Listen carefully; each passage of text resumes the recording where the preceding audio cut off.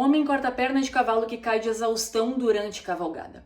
Essa notícia tem chocado o meio equestre, tá na boca de celebridade, tá na boca de todo mundo falando no Instagram. Muitas pessoas se sentiram muito mal porque olharam sem querer aquela imagem que é uma verdadeira atrocidade e eu fui uma delas. E por isso eu já adianto, não se preocupa que nesse vídeo não vai ter nenhum tipo dessas imagens sensíveis. Esse vídeo vai servir somente para te atualizar, para te deixar ciente da situação e também de gerar uma reflexão para que a gente possa causar uma mudança, porque do jeito que tá, não dá mais. O meu nome é Paola Luquim, eu trabalho com reabilitação comportamental de cavalo, sou médica veterinária e por trabalhar com isso, trabalhar com traumas, trabalhar com esses problemas, vocês devem imaginar o tanto de animais que eu acabo acompanhando, o tanto de atrocidades que eu vejo por aí.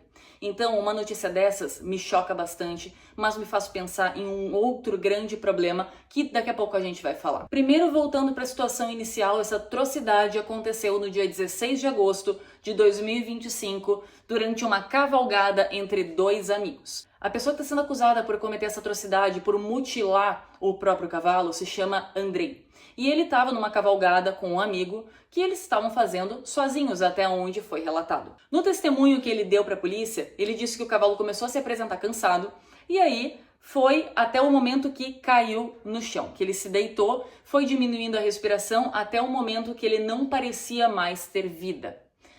Essa situação já é bem estranha, tá? Apesar de ser muito comum, infelizmente, de acontecer no meio equestre, do cavalo cair de exaustão. Isso acontece bastante, certo? E eu vou provar pra ti depois. Mas o mais estranho dessa história toda é quando ele pega o facão da cintura, olha pro amigo dele e fala: se você tem coração, é melhor não olhar. E a partir disso, ele começa a dar golpes de facão nas patas do cavalo. Gente, me desculpa por trazer esse conteúdo e me desculpa por trazer isso. Mas o amigo dele, a partir do primeiro golpe dado, saiu a cavalo, foi embora e aí não se sabe muito bem o que aconteceu depois. Porém, a polícia disse que o cavalo estava sem os dois membros, sem as duas mãos e tinha levado facadas também no abdômen. O Andrei, ou seja, o acusado, se defendeu falando que a ideia dele era ajudar no descarte do animal, para descartar ele. Porque, segundo ele, quando ele fez isso, o cavalo já estava morto. Primeiro que essa história toda já é muito estranha. Muito estranha pelo fato de ter coragem, não só coragem, mas a vontade, a ideia de arrancar membros de um animal. Isso é muito bizarro. Isso é muito estranho, não é algo normal, vivo ou morto. Outras pessoas acreditam que o cavalo estava vivo sim. E, sinceramente, eu também acredito que estava vivo num momento desses, porque não é bem assim para o cavalo morrer. Como se isso não fosse suficiente, a mãe do acusado se pronunciou nas redes sociais, alegando novamente o que o Andrei havia alegado, que o cavalo foi caindo, estava exausto e foi tendo dificuldade respiratória.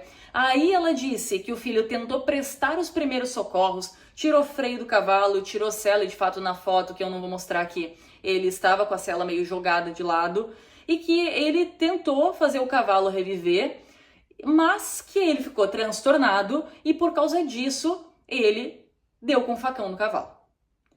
Desculpa, gente, isso pra mim não faz o menor sentido. Ela alegou ser um transtorno, eu nem tenho o que falar sobre isso, mas ela terminou o vídeo dizendo que todo mundo erra e que ela pede para que as pessoas perdoem o filho dela. Gente, eu precisei de até um minuto aqui, porque se eu chego a fazer muito menos de algo assim, a minha mãe me jogava ela na cadeia. Mas tá, voltando. Muita gente falou como é que essa pessoa tem coragem, como é que essa pessoa conseguiu fazer isso.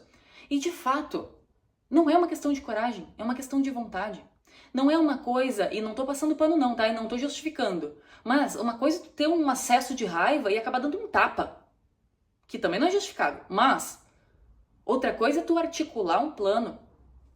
E arrancar um membro não é uma coisa simples assim. E a coisa que mais vai revoltar o povo nos próximos dias é que esse jovem foi até a delegacia, assumiu o crime que ele cometeu e ele foi liberado para responder em liberdade.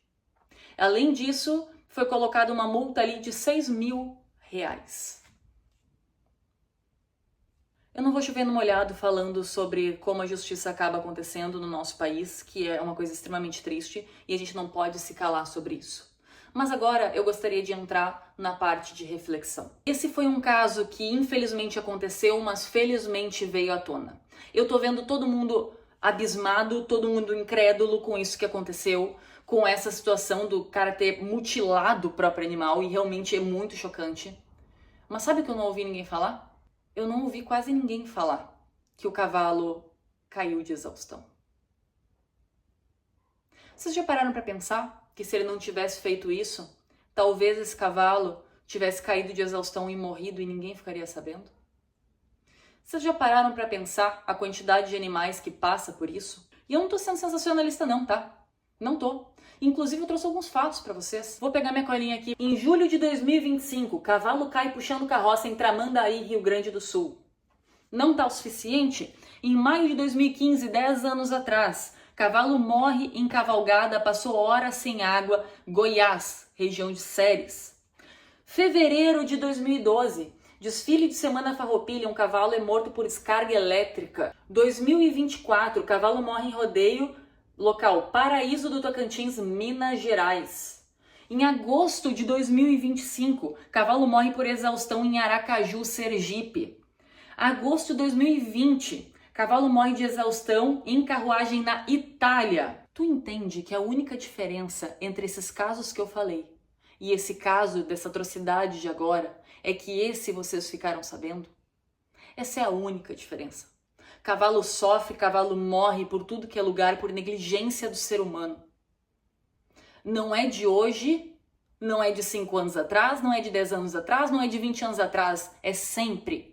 Isso sempre acontece. Isso acontece em cavalgada, isso acontece em rodeio, isso acontece em um monte de lugar. E não me entendam mal, eu não estou falando isso para que a gente acabe com tudo, pare de montar cavalo e não sei o quê. Vocês sabem que não, eu trabalho com isso. Eu trabalho com isso, amo estar com os cavalos, vivo com meus cavalos, dou o melhor com meus cavalos. Mas de fato, onde é que está o verdadeiro problema?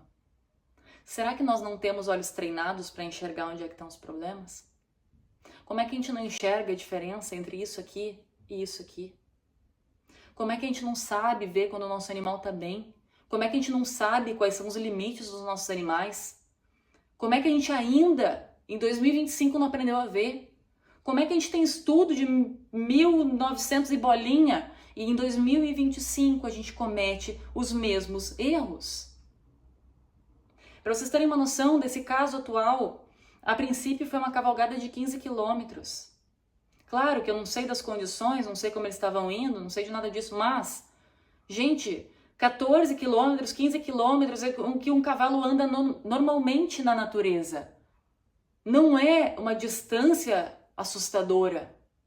Mas, quantos cavalos são fechados em baia, que ficam o dia inteiro só comendo e fazendo nada?